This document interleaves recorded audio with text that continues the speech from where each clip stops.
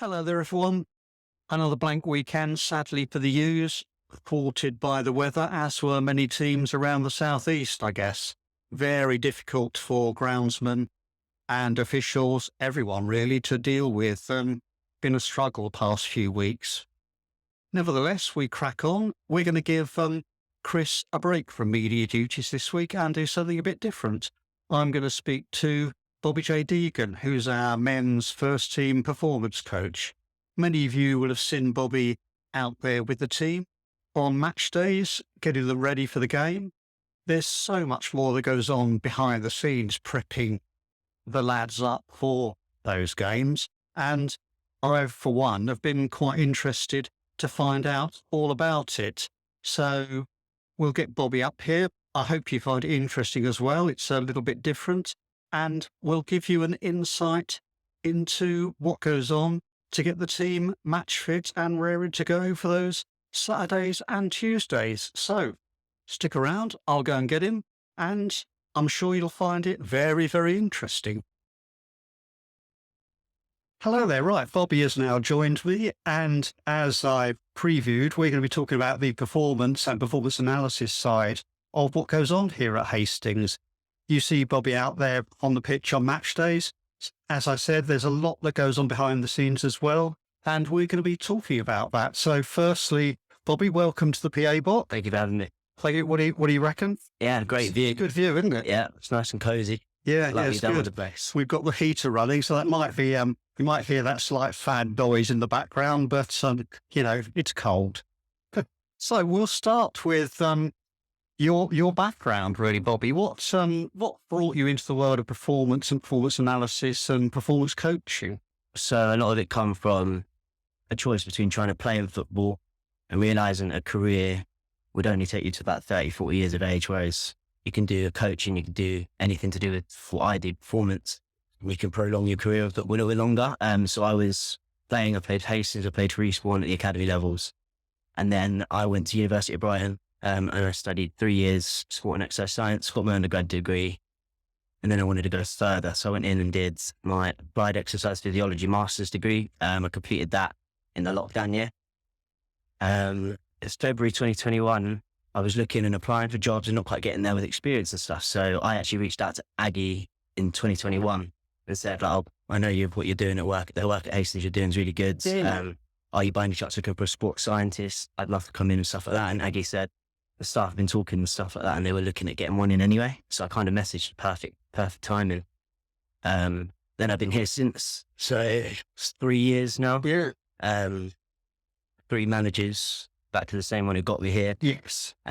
It's just really interesting to learn from, or give my side of things to others. Yeah. Different managers, but then also receive different pointers, different things to do in training, different responsibilities, and that's where we are now, really. Yeah. Nice. So that's really good. So we'll start with the sharp end, match days. The team arrives about 1:30, doesn't it? Yeah, the team 1:30. We see you out there on the pitch doing the warm up and that sort of thing. Looks like a fairly consistent approach. What's the aim and how do you achieve the aim on a match day? Consistency, making sure everything is sharp and it just looks exactly the same to the players, because otherwise you don't want confusion coming towards the players in a warm-up as they're leading up to the game. They want to be able to be comfortable, be concentrated, and of course warm up properly. So we pride ourselves on limiting the amount of soft tissue injuries, soft tissue, only muscular injuries, for example. Yeah. To do that, you need to do a thorough warm-up. Some of the players say this is like one of the longest warm-ups they've ever done compared to other clubs. Some that really enjoy it. It's just about doing the same thing every single time, so you know that you're putting them out there. They can go for a 60-yard sprint. They can do a recovery run, and you know they're not going to be worried about injuring or pulling their hamstring, for example. So yeah, try and keep it. We have quite a strict structure, so me, BC, Aggie will talk through it. It's always with me first, and then after that we go straight over to a bit of technical work, bit of possession work, and then a bit of position specific. So you have the forwards come with me, do some finishing, then hits the defenders as such. And as long as it's consistent, like the players go in to the game as well prepared as they could be. Yeah. So that's been that routine looks to have been in place for probably at least over a year now. Yes. My side of the warm up, what I take has been consistent the whole 3 years I've been here. I've just always used it because I just feel it's the best way to get it. It's quite simple, nothing too confusing about it. Yeah. And it's got every element in it, including some fast twitch muscle fibers. And then that work, obviously, a couple of sprints just to really get them going, ready to go into your possession, go into your technical work. And then every manager's has a different style, which is just down to them, I guess, but they've all mixed it out through the years, but Aggies have stayed pretty consistent. Yeah. And you have a fair amount of autonomy to plan that, look after it, and that's just your thing. Yeah, 100%. So it looks most professional as well, we think. Yes. Where you go to the person who's best to do that job. So obviously, I'd say I'm best at getting players prepared, making sure that all of their resistance band work's done properly, all of their stretches are done properly, and then you get them ready by putting them through some sprints. Whereas I wouldn't be best to then go run a possession practice. Yes. That's where Ben will come in. Ben takes that. It's just choosing who's the best and delegating for preparing the players the perfect way. No, that's good. We notice once the players are playing now, lots of people will have noticed these vests that they're wearing. Obviously, the tracking vest. That's correct. And they're quite key to the whole thing. What sort of information, once the players are playing, I guess they wear them when they're warming up as well? Yeah. So the warm-ups, it doesn't matter too much. I don't really look at work in the warm-up in the vests. Most of them put them on because then they know it's turned on. They don't have to worry about it for the game. Sorry, pardon me. But some people have forgotten to wear it in the warm-up, and then I've got match going, make sure, and then sometimes they forget to wear it in the game. So that's why we encourage them just to wear it in the warm-up. Once it's in the warm-up, then they know they'll put it on for the game. Yeah, and those vests, are they GPS vests? Yes, GPS track. So most of you out there will probably know what we mean by that. So they're effectively satellite tracking these. Yes, they use 100% satellite tracking. They don't turn on unless you're outside the building because they can't pick it up because obviously it's downstairs. And then when you go back in after the game, sometimes it'll obviously go out, like lose GPS tracking anyway. So yeah. Yeah, and what sort of data do they collect during the game? So they collect quite a lot of things. The main one from sports scientist perspective is DSL, so it's dynamic stress load. We look at that at predicting injuries, making sure, and we use it in training to make sure that throughout the week we're not overloading the players with too much running, too much short, sharp, like work that's going to really put a lot of load on their legs. Because dynamic stress load is like the mechanical measure of stress that people put when their foot contact on the ground. So it's measured a lot of change in directions, accelerations, decelerations. But then other things, so the players really like top speed. They all like to look how quick they are, because of quickness and stuff like that. Total distance, we also, on a training day, for example, when we were on a Tuesday, Thursday schedule, we have no game on a Tuesday, we try to mimic what we would do on a Tuesday in terms of distance. So our normal target as a team on a match day would be 115 kilometers. So we try and match that on a training day. And that's how it helps us scope training downstairs in the planning room. So when we're in the office and we're planning for training, we'll go, right, we need to add some more runs in there, or just to get the distance up to make sure we're hitting those targets. So it's a good way to go off it. Other ones we use are accelerations, decelerations. That's judged by how someone gets from 0 to 5.4 meters per second in like how many times they get to that. And then decelerations, how many times they slow down, change in direction, stuff like that. A sprint distance is high speed running. So sprint distance is 7.2 meters per second. So that's where people are judged to be sprinting. And then high intensity running is 5.4 meters per second. And again, that's just telling us, so when they're putting in a hard run, when they're putting in a sprint. And we like to measure it because it just tells us, well, that determines how bad your DSL is. So people like John or Leggy mostly are near the top of the DSL, because they're at the top of the sprint distance, because there's a lot of higher intensity running. And the different players within the team, do they build up that volume of distance and the types of running they do in a different manner? Are you looking at different players and different positions? You're expecting a different makeup of those different types of running? So it's very specific to position. So you're not going to have Ollie Black running the exact same amount you're going to have a Jack Dixon or an Adam Lovett, for example, because they naturally cover more ground. But then you also wouldn't have Adam or Jack in the middle doing more than 700 meters in sprint distance. So it's all tapered, and you look at specific individual targets, but you don't compare them between each other unless they're in the same position. That's simply because, like I say, you can't really say, oh, Adam, you're not sprinting enough this game, or Ollie, you haven't completed enough distance, because it's all to do with where they are on the pitch. Yeah. And So that data, you've got it all on your laptop. And Yes, that. You yeah. can download each individual vest. So I guess each player has a long-term record. Yes, they all have their own logins. We do it. It's with StatSports. You've probably seen them advertising everything everywhere. And StatSports have an app, so everyone has their own app downstairs. They'll come in from training, turn their pod off, and they'll turn it back on, and they'll sync it to the app. Most of the time, most of them get it done. Sometimes with the internet downstairs, you don't get it done, but I do them all, and I would double check them anyway, because that's then when you can compare today's training session to last Monday's and look at, well, what did we do differently in the training room to then take it onto the pitch and go, right, well, we could do this to get a higher target next time, or, oh, we've done too much, maybe lower the distances in a possession practice, for example. Yeah.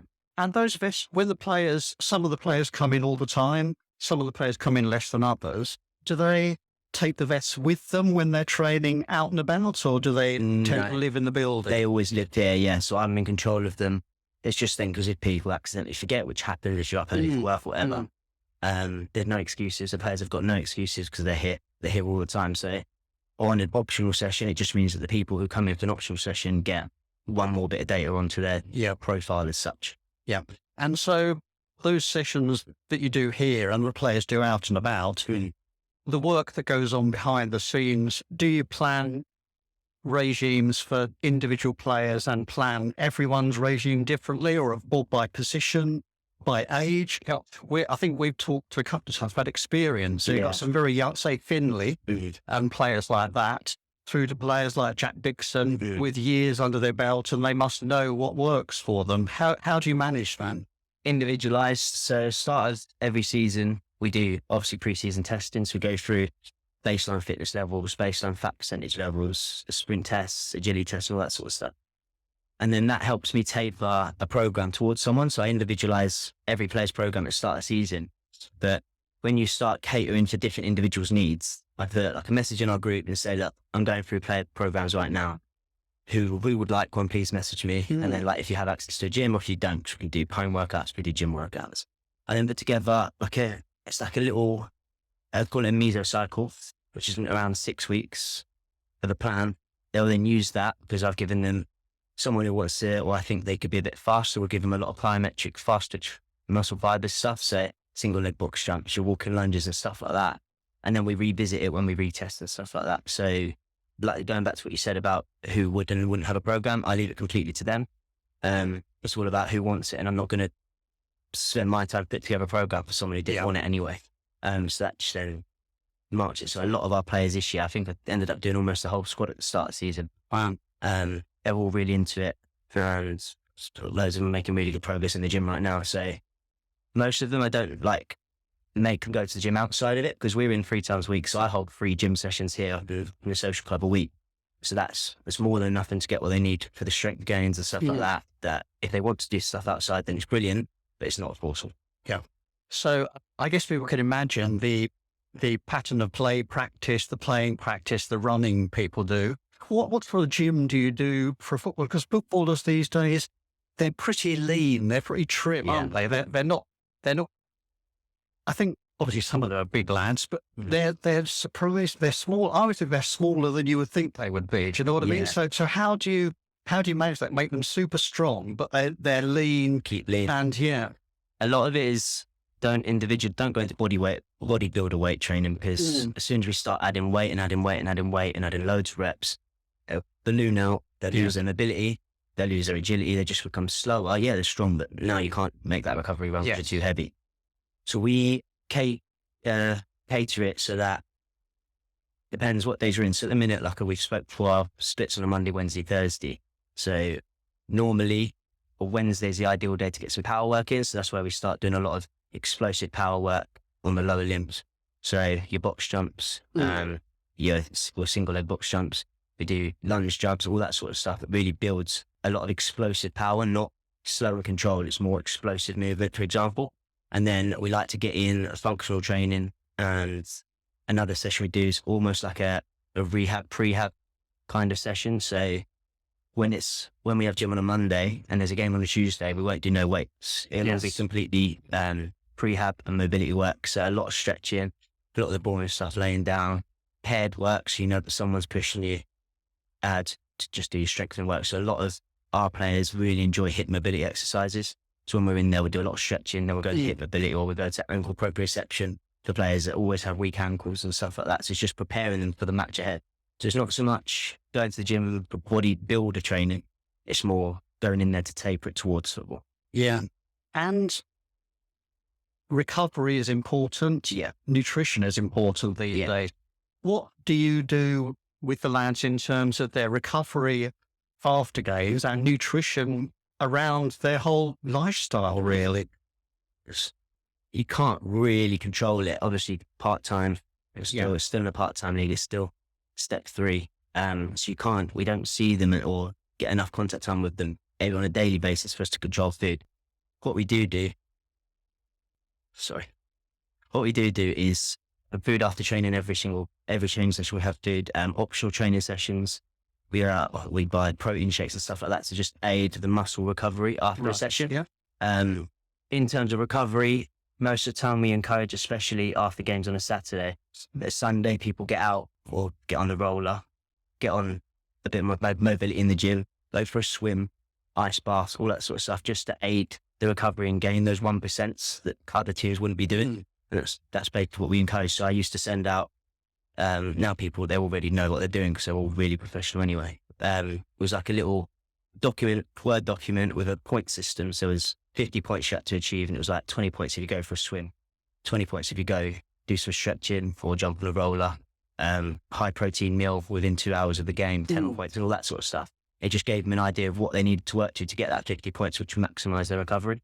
Yeah, so when you say roller, again, there'll be people out there who know what you mean by that. You're talking about those foam rollers that are now almost like a sort of do your own physio. Yeah, exactly that. Yeah, so we got a few down in the change room now. People come in on a Saturday before match day, just roll it out as tight. Obviously, we have physio anyway, who's in tonight. They'll go see Paige, and then after that, we don't see another one. So on a match day, sometimes it'd be jump on the roller. And even, like I say, encourage it outside of football on a Sunday after Saturday match day. Yeah, so it's really active recovery, I guess, isn't it? That sort of thing. Do something swimming, just to roll in, stretching, all that sort of stuff. Yeah. Yeah, interesting. And you mentioned Paige, the physio. Yes. Injury is an inevitable part of what they do. Yeah.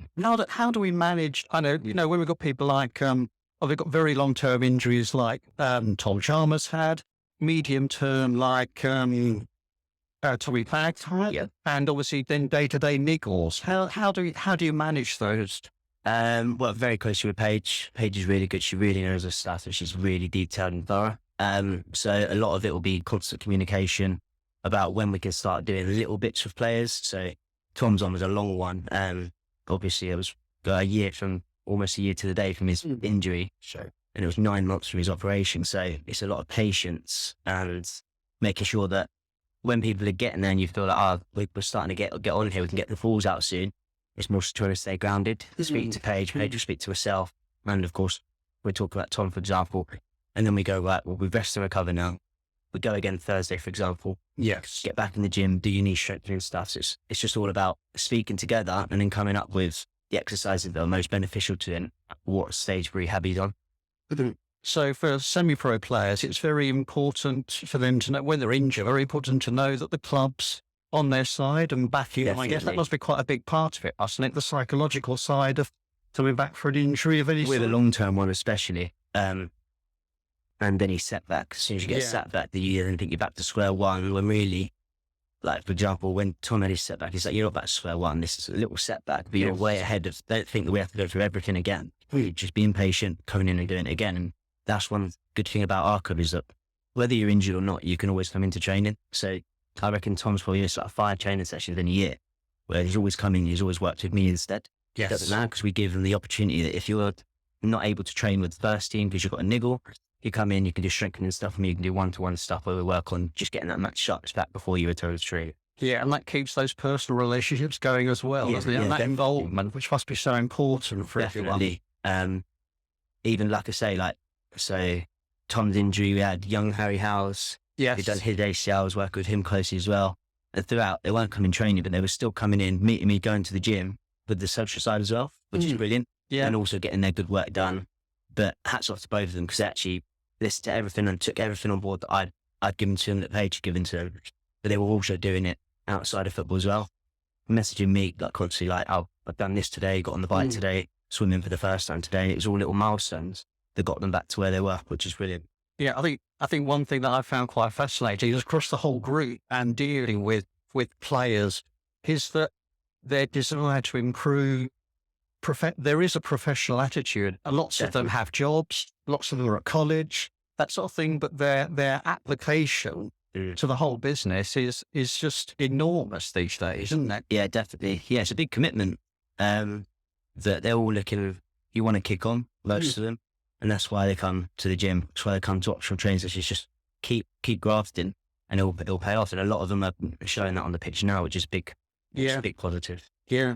No, it's interesting. I mean, as a sort of observer of non-league semi-pro, I think semi-pro is a better term these days, isn't it? Yeah. Semi-pro football over the years, and I think people maybe have been watching it even longer than I have, is that the standard of fitness has improved. Yeah, You've always had brilliant players, and we can all look back over the years to see brilliant players, but the fitness levels are just massive these days, aren't they? Yeah, I agree.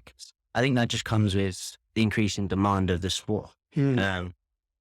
Looking at the level now, like it's a very good level of football. Yes. But if you're not fit, you get caught out. Unless you're technically unbelievable, you're going to get caught out. So people take a lot of more serious into their fitness, their health, mobility as such. The longer time you spend on the bench or on the sideline because you're injured, the longer you're not improving, the longer you're not kicking on to the higher leagues and non-league semi. Yeah. Yeah, and it's a long, hard season. You said about your 6-week periods of training. How do you, and we've gone to Monday and Wednesday, Chris was saying about giving a little bit more recovery by training on a Wednesday with regard to a Saturday. How do you manage the length of the season and those periods of training? Do you change it a bit? So it differs slightly in terms of it allows us to get more out of the players because of the fact that you don't want them to go into burnout. Burnout is like an optimum level of fitness. You go up here, get there, and then you can have a burnout and you just drop. You don't want that. So every now and then it's important to train and everything, but we always taper it a little bit to lower the loading. Or the reason we moved it to Wednesday so because that extra day is an extra 24 hours, which is key to a player's recovery, especially to be in their peak condition on a Saturday. So it just really allows us just to get even more out of the players, allows us to get more work done on the pitch because we've got an extra day's rest. Yeah, it's a comprehensive job, isn't it? Everyone's doing it. Definitely. And it's so interesting to hear about what goes on behind the scenes. With regard to everything that you do, are you always researching, looking into things, looking for changes? You say about the training regime. Well, the warm-up regime is very consistent now. I bet the players like that because they know where they are on a match day. With regard to the work that goes on all round, are you always looking to find new things to do? 100%. It's CPD, continuous professional development.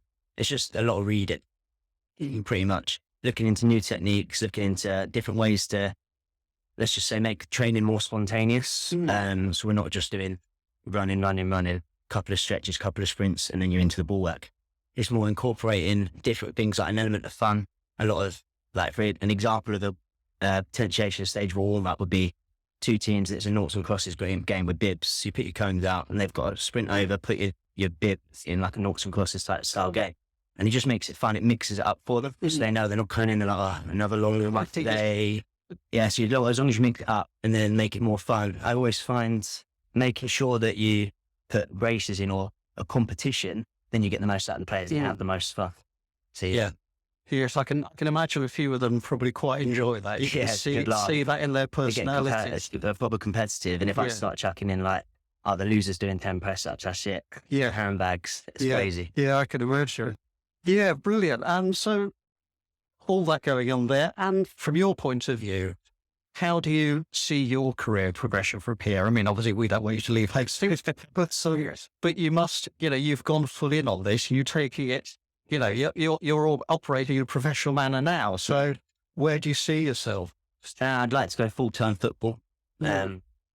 Whether that's with Jesus or not, I'd love to stay here. It'd be great if you could go up with the club. It's what we said about so many of the players. The idea is for them to go with the club. Just join with us, stay with us, and we'll be successful together. That'd be the main aim. I went to university to do this. This was my main idea of what I wanted to do, work in football. So to be able to stay at a good club like Hastings, where we're all treated really well, really enjoy it, the training's good, match day's good, everything, fans on a match day quality. So it'd be brilliant to do it here, and I'd stay as long as I can, or as long as I'm welcome. Yes. But the aim would definitely be full-time football. Hopefully here. Yeah, that would be ideal, wouldn't it? Yeah, excellent. I mean, well, it's pretty obvious to us that the results are coming from the work that's being done. You can see it, whether it's the young players developing into the senior team, the senior players still maintaining their condition, and the just the levels of fitness across the whole group are so evident. Getting there. Yeah. Got them in this evening. Yes, we're in tonight. Yeah, up to the gym in a minute. Up in the gym, and then the plans. Then a lot of technical work. We've got loads of time before next match day, so just that's what we'll go down and plan downstairs very shortly. Yeah, fantastic. Well, so fingers crossed we get a game on Saturday. Yeah, hopeful. It's been too long, hasn't it? I know. Feels that. I know. So we're in the lap of the gods again. But thank you so much for speaking to me. Thank you very much for having me. Really interesting. Hope you enjoyed that, folks. Thank you so much to Bobby for joining us before training this evening. I'll let him pop downstairs now and pick up with the lads and cart them over to the gym. I'm sure they're all dying to get over there. Yeah, but they can't wait. Brilliant. Thank you so much, Bobby. Thank you. Thank you.